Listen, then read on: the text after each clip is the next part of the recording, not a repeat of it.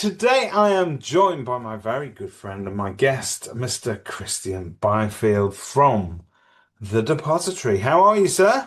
I'm good, my man. How are you, Mincy? I'm easier, faster, better. No, that's you, right? That is us. That is Or that the is agents you. that use So us, we're actually. here to talk about my favorite genre that I famously overlooked years ago. When I first heard of it, I went, tenancy conclusions, not a problem for most people. And then I went and talked to property managers, and they said the one thing that they can't survive without is the depository. So clearly, I got it wrong and they got it right. You are all the way down the line now. Many years on, many happy clients, loads and loads of great reviews, loads of awards as well. And you're doing what you promised to do, and you've revolutionized the way that we end tenancies. However, no revolution would be complete without the introduction of AI. So, on that note, I hand over to Mr. Kristjan.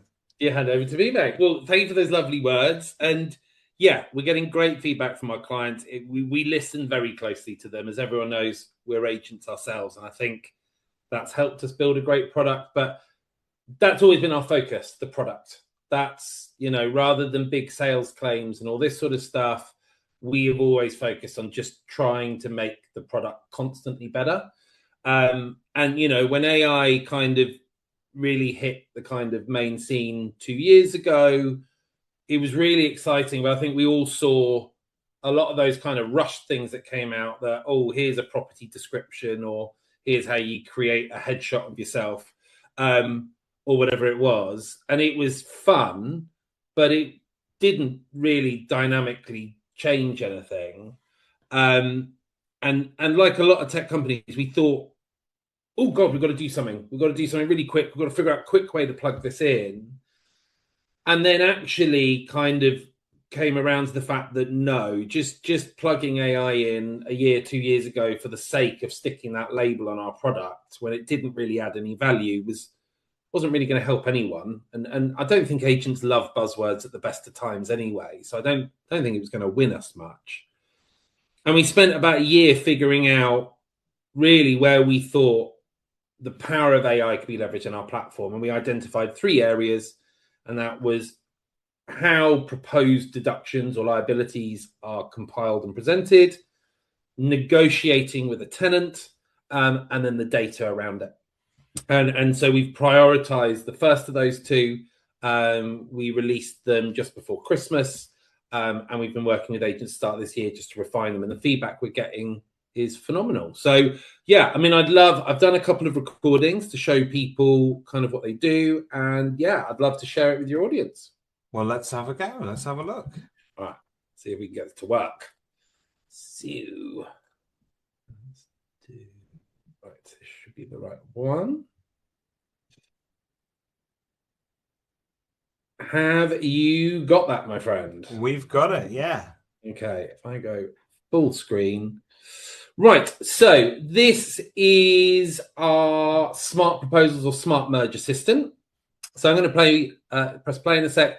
I actually go through 2 different tenancies because there's a couple of different ways we've designed this. And again, that was a really important part for us with AI is I think a lot of agents are excited about the premise of AI, but understandably and legitimately are quite concerned about what that means.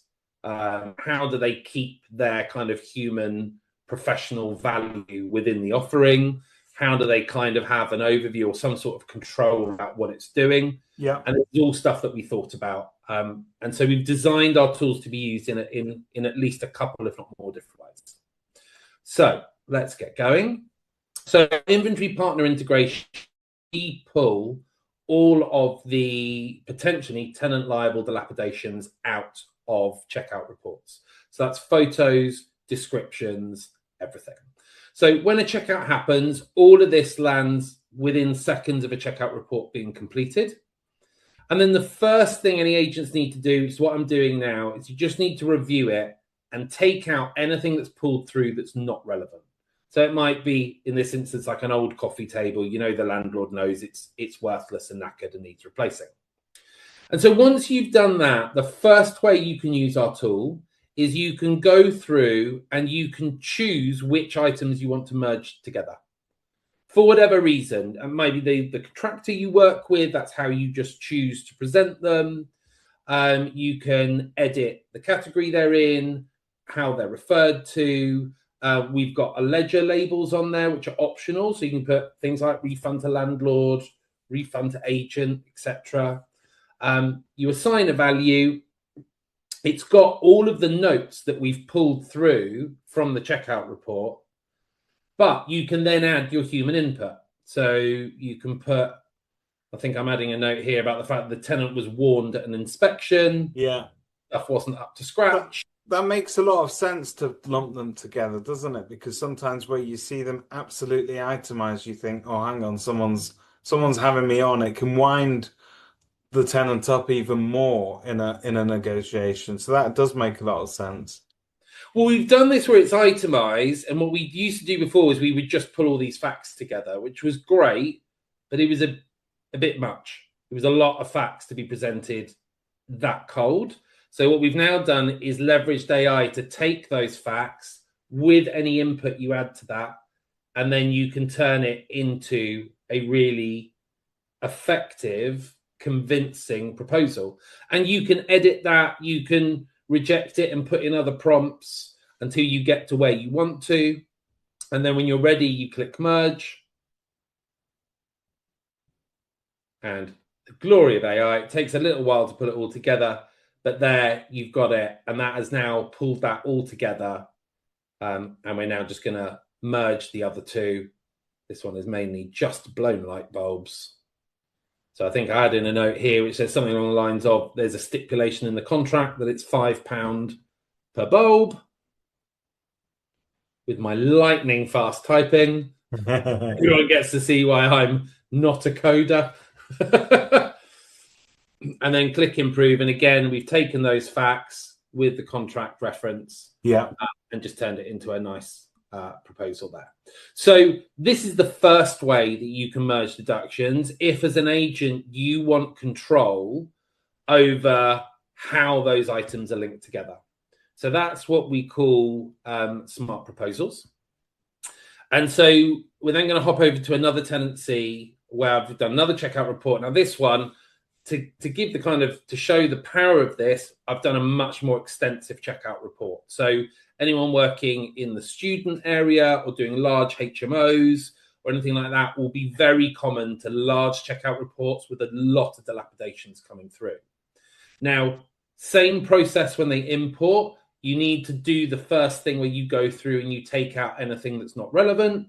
So I've selected a couple of things in here at random, again, on the premise that these are all things that are kind of been pre-agreed with the landlord, or, you know, that you've got notes on. So we're going to take out those 3 items. And now, rather than go through the clicks, we're just going to use the smart merge button at the top. And what this now does is it merges them by category. So everything classed as cleaning is pulled together. Everything regarded as maintenance, gardening, it automatically does it.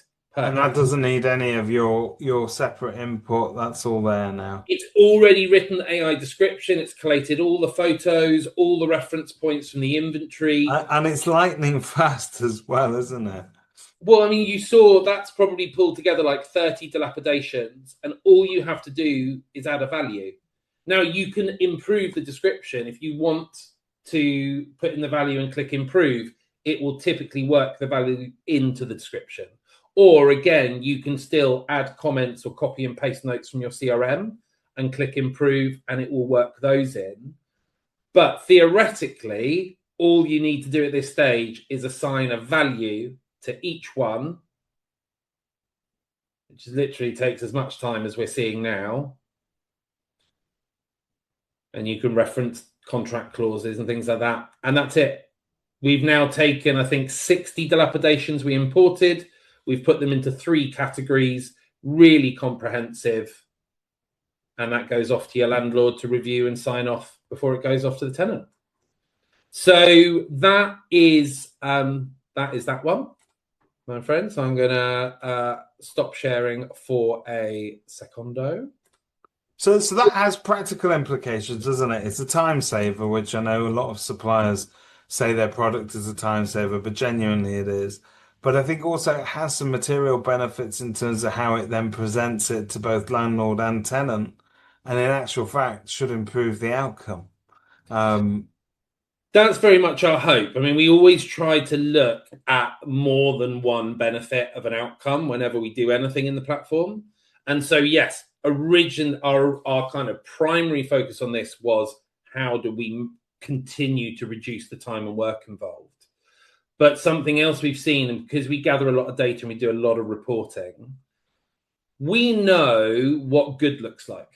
And good starts at the proposal stage. How a proposal is presented and framed has an impact on how the negotiation goes with your tenant and what the outcome at the end is, and the impression that you give on your client, the landlord, throughout that. So yes, step one is about saving time, but step two is for our top performers. Let's say our top 10% of users who deliver the very best results.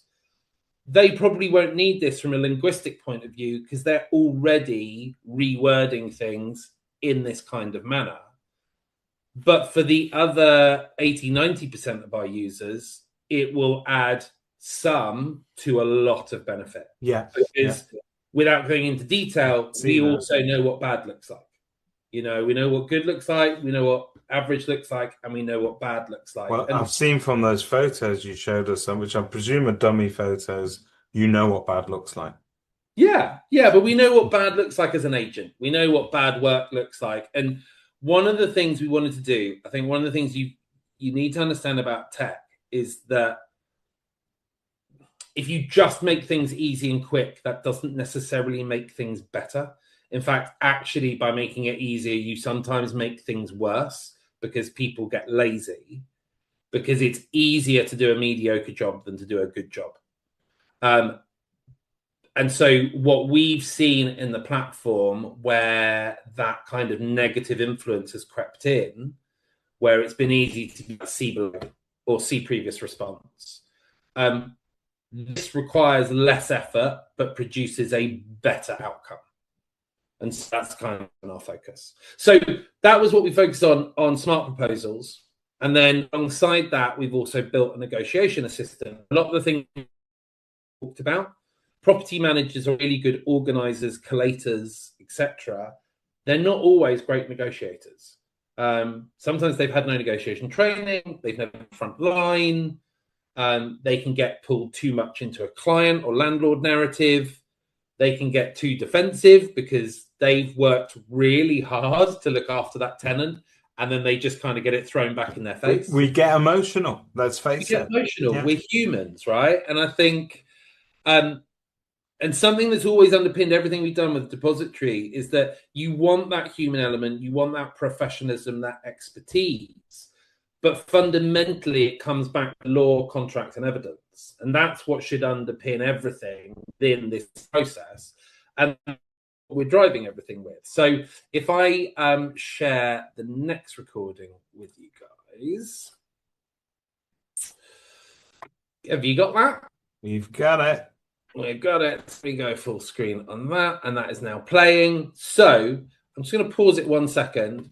So what we've got here, the proposals that we saw in that last demo, the really big one that we compiled and we sent off, the tenant has now replied to. And what we can see down the bottom, one of the things our platform does when the landlords sign off is, in most cases, it captures a minimum that landlord will accept. Now, sometimes that's the proposal amount, but we do encourage landlords to give our agents some sort of bandwidth. And so what they can see straight away, the idea with that is an agent can then just crack on and negotiate. They know the minimum they've got to achieve. They don't have to constantly liaise back and forth. Yeah, you know what the upside is and where, yeah, I can see that. So we've got that in there to work to. On each of these ones, you can see in the faded color what the original proposed amount was, what the latest response was. And when you drop it down, you can see what the tenants come back with. Like this one where the tenant spent 4 hours with his mum scrubbing the house from top to bottom and returned it cleaner than he got it. Like no tenant ever says that. And again, I wanted to show the different ways you can use this. So you can put in nothing. You can leave the amount and the response blank, suggest response, and our AI knows where it's got to sit between the minimum and the maximum and the negotiation to date, and we'll fill that in.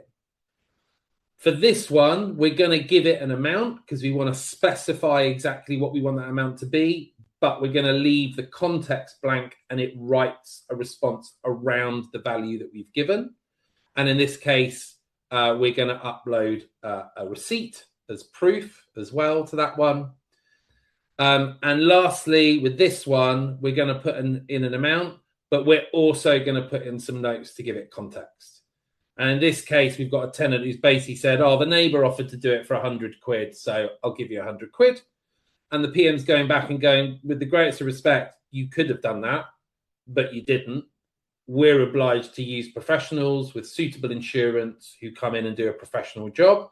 It's going to cost more money, and you were warned we can't use the neighbour. Now, again, these could be things that they're writing up, like I am. This could be a note in the CRM that they just copy and paste and drop in. And again, when they're happy, improve response, and it will just collate the amount with that response in a slightly more comprehensive manner. And again, taking in the context of the negotiation before. And I've just closed that prompt to respond because now you can see you're going back with £835. You're well over the landlord minimum. And yeah. And rather than spend hours and emotions getting drawn into this kind of emotionally charged moment. It's good this because it also it reminds you, because sometimes in the emotion of it you get carried away with the fight and you forget really what's at stake, and that gives you a reminder. Well, actually, landlord's expectations or the minimum is this. That's what we're talking about here, nothing else. Yeah. So, I think it's great that you get that kind of reminder, but also that it takes care of it for you. Yeah, what does the landlord want and need? What does the law state? What does the contract state? And what does the evidence prove? And it is really those things. And, hopefully we're making it really easy for agents to give really effective proposals and responses in seconds. They can still add that value. They've still got that knowledge, their personal knowledge, their technical knowledge, their transactional knowledge. They've got the notes from the CRM they can pull in when they're relevant. They can add in inspection reports or whatever if they're relevant. And then, but in seconds, they get this really detailed, compelling response. And no one can argue with how professional and effective that looks and comes across. And we're already starting to see better results. We're seeing the agents that have been using this the last 3-4 months, their conclusion times are creeping down a little bit. But importantly, one of our reports is claim versus payment. So that is, we track what is the original total proposed versus the final total agreed. And what we're seeing is the average is creeping up. And as I touched on before, the top performers, they haven't changed. The top performers are very much performing where they were, but the lower end are 20-30% of lowest performers in that performance bracket of claim versus final payment. Those numbers are creeping up quite significantly. And that's really, that's where I think technology should sit. It should make people's jobs better, but it should also leverage their professional and transactional knowledge. That's hopefully what we're doing. It looks amazing. I'm sure you're getting feedback from the agents. And I think one of again, we harp on about this, but it's so rare that it's worth shouting about. Because it's a solution that is built by an agent, it already carries all of our concerns through to actual practical implementation. But you guys are particularly good at listening to your customers as well, and almost taking that feedback and then where possible, implementing it as quickly as possible. This is brilliant. I think the thing is with feedback, it's not always the big stuff. There was something I talked about on those screens. I was talking about the ledger labels. Yeah. That is something that came specifically out of feedback from our clients. It wasn't a big technical thing. It wasn't hard to build, but The moment we released it, probably a third of our agents were like, oh my God, this is fantastic. Because, again, a lot of operations, there is that separation between the accounts team and property management. And that's true in small and big businesses, quite interestingly. So this is stuff that benefits pretty much clients of any size. Because you'll have the property managers driving the transaction, but actually when it gets to reconciliation, the accounts team, whether they're sat in a different part of the office or in a different part of the country, they've got everything there they need, and they know how they're allocating that within the business accounts and what's been approved and all that sort of stuff. So yeah, I think, you know, we keep building, we keep getting better. Like I said, it's all about the product for us, and yeah, that's what we keep doing. I think you can tell, ladies and gentlemen, he's immensely proud of this. Kristjan, what's next? Where do we go? The possibilities are endless with the technology is evolving at such a rapid rate. We've seen, you know, dev departments replaced by, I mean, that's really where some of the massive improvements are being made in terms of timescales, Yeah. whereas suppliers used to say, I'll fling that over to our developers. It literally used to land with some humans who have a million different things to do. They would then prioritize it according to what they think is easiest to implement and get out of the way, and then they tackle some of the bigger things. That's all changing, isn't it? And behind the scenes. Yeah, I think generally things are happening faster. I mean, it feels like we had that early kind of slightly whatever kind of kitsch adoption of AI in the early days. And it feels like we've now just suddenly hit like that next big wave. Like I said, we got ours out just before Christmas. But, you know, this week we've had Street release and announced Cortex on Monday. Yeah. Alto are releasing their tools tomorrow. And Reapit, not wanting to be left out, have also started shouting about their AI agents, which we all knew they were building. They were very open about that, but they're now starting to come out of beta and they're starting to be used by agents. And obviously you've got Greenhouse OS, who've very much been building out different kind of little AI agents to service different parts of the process. I think it's starting to get really interesting. But yeah, you know, agents just need to be brave. I think there's a lot of change coming with AI. And I know a lot of agents are concerned about what that means to kind of the personality of their business, the individuality of their business. This kind of thing, if we all use the same tools, are we all kind of running the same business?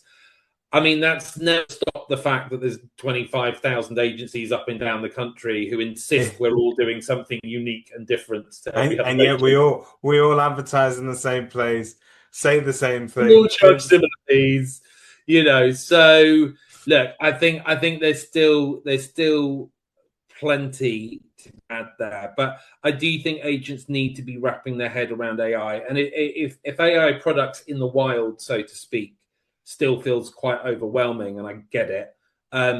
You know, there's a lot of suppliers, like I said, the CRMs I've just mentioned, and us, but also Inventory Hive, Inventory Base.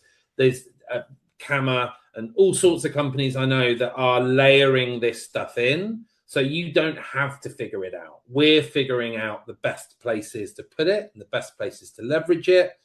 You know, we've done our 2 big AI releases now. We're probably not going to do anything with AI now till probably towards the end of this year, because we always identified 3 areas, and that was proposals, negotiations, and data. And I think one thing with data, we've talked since the day of dawn about data and how it's the gold or the oil within your business.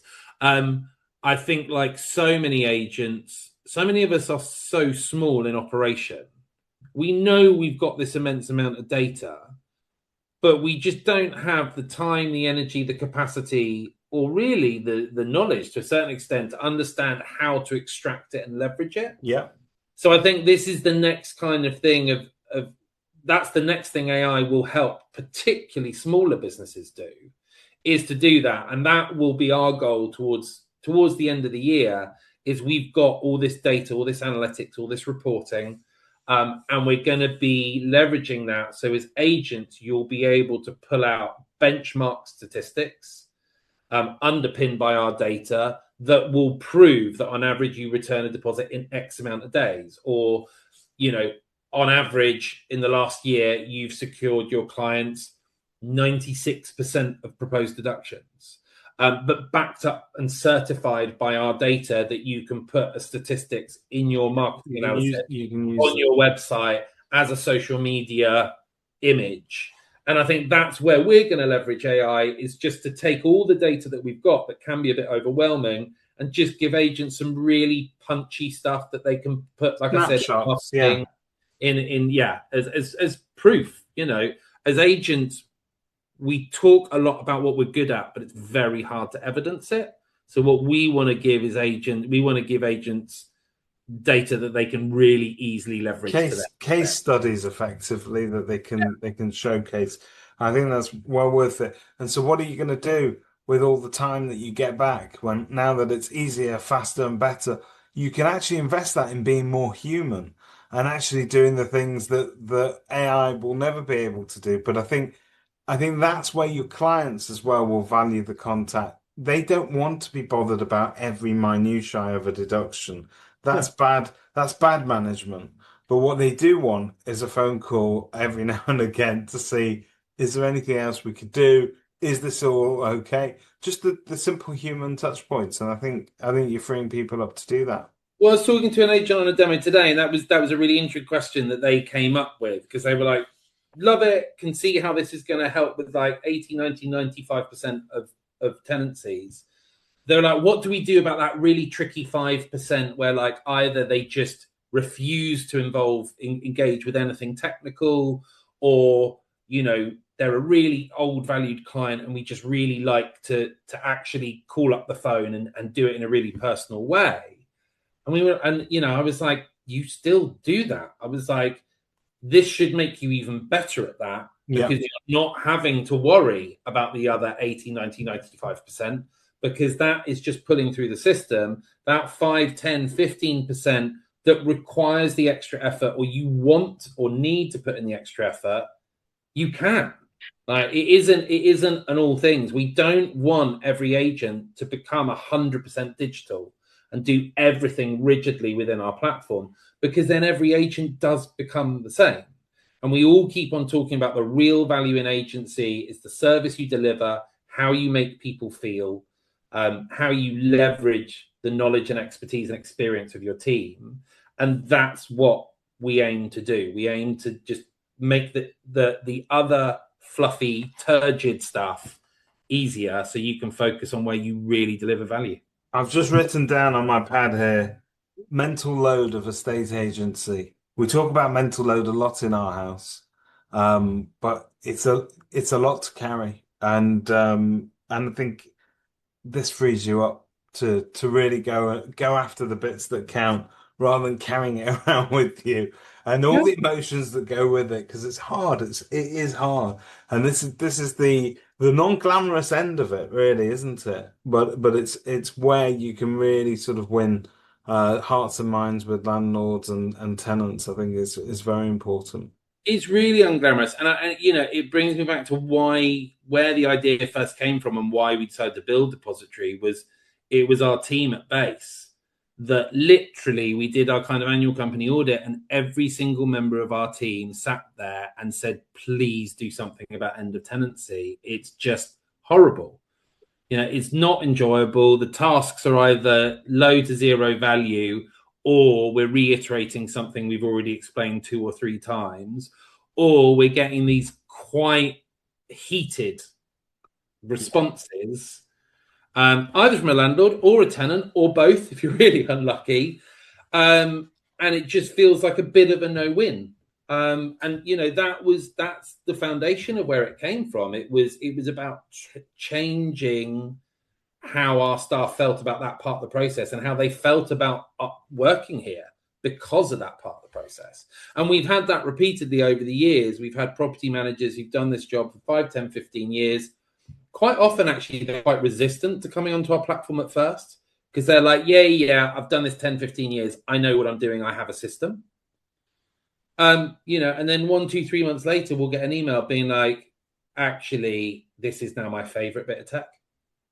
because I didn't realize, like you said, mental load. I didn't realize how much of my day this took up. Yeah. I didn't realize how much I spent on weekends worrying about the responses I was coming into on a Monday morning of tenants chasing me for this and landlords arguing about this. And and that, it's always great to hear from a business owner or a leader what it does for their business. But because of why we built the platform in the first place, I absolutely friggin' love getting those emails or those voicemails from frontline staff going, "This has changed my life. This is the best." And the beauty of it, from the same staff who were convinced that this might threaten their job rather than help them. And I think you're getting a lot of that. Kristjan, thank you so much for the time you spent with us again. And always good to check in and see what's going on. It feels like every time we turn around, there's a new release. But this is superb. So thank you very much. Cheers, buddy. All the best.